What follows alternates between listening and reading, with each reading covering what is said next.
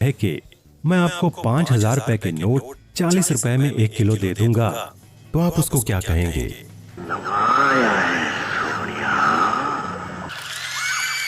लेकिन दोस्तों, क्या आपने कभी सोचा है कि जो गवर्नमेंट है वो जितना चाहे पैसा छाप सकती है, पर फिर भी ये थोड़े से ही पैसे क्यों छापते हैं? क्यों नहीं नोट छाप छाप कर सबको अमीर बना देते? और साथ ही हम ये भी जानेंगे कि पाकिस्तान में इस वक्त जेरे गर्दिश नोटों का मजमूई हुजम कितना है। मजीद जिससे नई आने वाली वीडियोस का आपको सबसे पहले पता चल सके, तो हम बात करते हैं कि लिमिटेड अमाउंट में ही नोट क्यों छापे जाते हैं। लेकिन उससे पहले जान लेते हैं कि करेंसी क्या होती है। तो दोस्तों, पाकिस्तान में जो करेंसी चलती है उसकी अहमियत तभी है जब उसके बदले में कोई आपको कोई चीज या सामान दे दे, और अगर हम उसके बदले कुछ खरीद ही नहीं सकते तो उस करेंसी का क्या फायदा? चाहे वो आपके पास लाखों या करोड़ों में पड़ी हो। पुराने जमाने में लोग चीजों के बदले चीजें लेते देते थे। यानी अगर किसी को चावल और किसी को दूध चाहिए होता था तो वो आपस में ही तब्दील कर लेते थे, और फिर बाद में करेंसी बन गई और उसकी अहमियत पैदा की गई। यानी अगर हम पाकिस्तान की बात करें तो लोग इस करेंसी को मानते हैं। यानी अगर आप पाकिस्तान में किसी को ये करेंसी देते हैं तो वो आपको सामान दे देगा। तो तब क्या होगा अगर गवर्नमेंट बहुत सारे पैसे छाप दे और सबको अमीर बना दे, क्योंकि उनके पास नोट छापने वाली मशीन है और उन्हें कोई भी नहीं रोक सकता। खुश हुआ। तो फिर वो क्यों नहीं ऐसा करते? 2001 में बिल्कुल ऐसा ही हुआ जिम्बाब्वे में। वहां के सदर ने सोचा कि हमारा मुल्क बहुत गरीब है, क्यों ना बहुत सारे पैसे छापकर सारे मुल्क में सबको तकसीम कर दिए जाएं और सब लोग अमीर बन जाएं।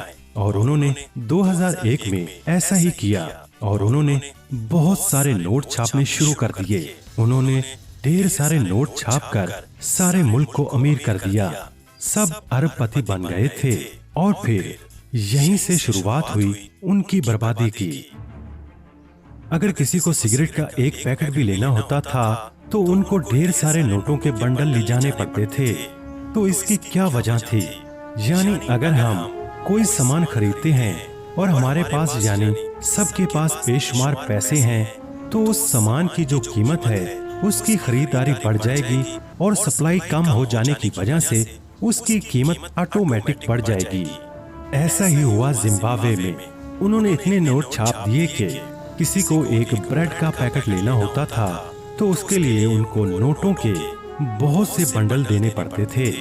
हाँ, ये बात तो सच है कि वहाँ पर सभी लोग अरबपति बन चुके थे, लेकिन 10 लाख में आप बस एक ब्रेड ही खरीद सकते थे। ये बात यहीं पर नहीं खत्म हुई। उन्होंने 2002 से लेकर 2008 तक बेशुमार नोट छाप दिए थे। उन्होंने 10 लाख और 10 करोड़ तक का नोट भी छाप दिया था। इवन उन्होंने 100 ट्रिलियन तक के नोट छाप दिए थे, क्योंकि कीमतों में इतना इजाफा हो चुका था, इसलिए उन्होंने बड़ी मालियत के नोट भी छाप दिए। लेकिन बड़े नोटों के छापने के बावजूद कीमतें काबू में नहीं आई। यानी अगर सबके पास पैसे आ जाएंगे तो किसी को क्या जरूरत है कि वो काम करेगा। यानी अगर आपके पास पहले ही से बहुत सारे पैसे हैं तो आप काम क्यों करेंगे? इससे हुआ क्या कि जो डिमांड थी वो बढ़ गई और चीजें बनना कम हो गई। यानी अगर पूरे पाकिस्तान में सिर्फ 2 किलो चावल बच जाते हैं और 1 किलो की कीमत 50 रुपए है और 2 ही लोग हैं पूरे पाकिस्तान में और उन दोनों के पास 25-25 रुपए हैं, तो वो जाकर आधा किलो चावल खरीद लेंगे। लेकिन अगर दोनों के पास ज्यादा पैसे आ जाएं तो राइस की कीमत भी बढ़ जाएगी। वो इसलिए कि राइस 2 किलो मौजूद है और अब दोनों को 1-1 किलो खरीदना है। इससे क्या हुआ कि जो राइस है उनकी डिमांड बढ़ गई और सप्लाई कम हो गई। तो यही हुआ था जिम्बाब्वे में। लोगों के पास ढेर सारे पैसे तो आ गए थे, पर अभी कोई काम नहीं कर रहा था, तो चीजों की प्राइस ऑटोमेटिकली बढ़ गई। एक US डॉलर की कीमत जिम्बाब्वे में खरबों से भी आगे पहुंच गई थी। लोग वहाँ पर भूख से मरने लग गए। कहा जाता है कि उस वक्त जिम्बाब्वे में वर्ल्ड वॉर 2 के बाद वाली सूरत-ए-हाल पैदा हो गई थी। इन सब को देखते हुए गवर्नमेंट ने ये ऐलान कर दिया कि जितने भी पैसे आपके पास हैं उन सब को जला दो, अब उनकी कोई अहमियत नहीं है। लोगों ने फिर इसके बाद दूसरे ममालिक की करेंसी से खरीदो फरोख्त शुरू कर दी। तो दोस्तों, पैसे छापना, लोगों को पैसे देना गरीबी खत्म करने का हल नहीं है, बल्कि गरीबी तो तब खत्म होगी जब वो कुछ काम करेंगे और मुल्क में रोजगार होगा तो उनको पैसे मिलेंगे। सबके पास ही पैसे आ गए तो फिर क्यों कोई काम करेगा, क्यों कोई सामान बेचेगा। जितने भी लोग आज काम कर रहे हैं, लोग सुबह उठते हैं, रात को सोते हैं, सारा दिन वो काम करते हैं। तो वो क्यों काम करते हैं? ताकि उनको पैसे मिले, ताकि वो अपनी जरूरियात पूरी कर सकें। तो दोस्तों, इस वजह से किसी भी मुल्क की गवर्नमेंट नोट महदूद हद तक ही छाप सकती है। यह हद किस तरह से तय की जाती है? यह हद GDP के हिसाब से तय की जाती है। यानी जितने भी कारोबार होते हैं, लोग चीजें बनाते हैं या बेचते हैं, एक साल के अंदर उसकी क्या वैल्यू है।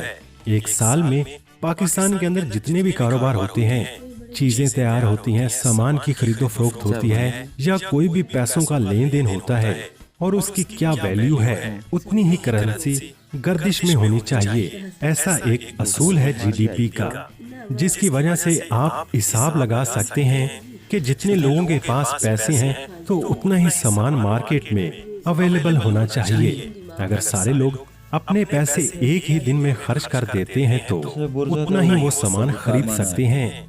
तो ये पैसे उतने ही छापे जाते हैं जितना गुड एंड सर्विसेज मार्केट में है, जो कि लोग खरीद सकते हैं। उससे ज्यादा छापेंगे तो ऑटोमेटिकली महंगाई बढ़ जाएगी, क्योंकि सप्लाई कम हो जाएगी और डिमांड बहुत ही ज्यादा हो जाएगी। तो पाकिस्तान में इस वक्त ज़ेरे गर्दिश नोटों की मालियत कितनी है? नून लीग के गुज़श्ता दौरे हुकूमत में 22 खरब 84 अरब और 28 करोड़ रुपए के नए नोट जारी किए गए, जिसके 22 जारी शुदा नोटों की मजमूई मालियत मुल्क की तारीख में पहली बार 43 खरब 37 अरब 13 करोड़ और 40 लाख रुपए की बुलंद तरीन सतह पर पहुंच गई और टोटल ज़ेरे गर्दिश नोटों का मजमूई हुजम 43 खरब 36 अरब 97 करोड़ और 5 लाख की रिकॉर्ड सतह पर पहुंच गया। इमरान खान की हुकूमत आते ही इन्होंने 99 अरब 59 करोड़ और 15 लाख रुपए के नए नोट जारी कर दिए, जिसके बाद मुल्क में ज़ेरे गर्दिश नोटों का हुजम 99 अरब और 65 करोड़ के इजाफे से 50 खरब 10 अरब और 74 करोड़ रुपए की रिकॉर्ड सतह पर पहुंच गया। आमदनी कम और अखराजात ज्यादा होने की वजह से हुकूमत कर्जे लेकर नए नोट छापकर अखराजात पूरे करती है। इक्तिसादी माहिरीन के मुताबिक हुकूमत आमदनी के मुताबिक खर्च करने की बजाय ज्यादा कर्जे लेना और नए नोट छापना शुरू कर देती है, जिसकी वजह से भी महंगाई में इजाफा होता है। तो दोस्तों, आप क्या कहते हैं इस वीडियो के बारे में? अपना जवाब लाजमी कमेंट बॉक्स में दीजिएगा। और जिन्होंने यहाँ तक वीडियो देख ली है तो वो लाजमी हमारे चैनल दूरबीनी को सब्सक्राइब कर दें और इस कीमती मालूमात को अपने प्यारे दोस्तों के साथ लाजमी शेयर कीजिए। आपका कीमती वक्त देने के लिए बेहद शुक्रिया। अगर आपने पहले अपलोड की गई वीडियोस नहीं देखी तो आप उनको भी जरूर देखिएगा।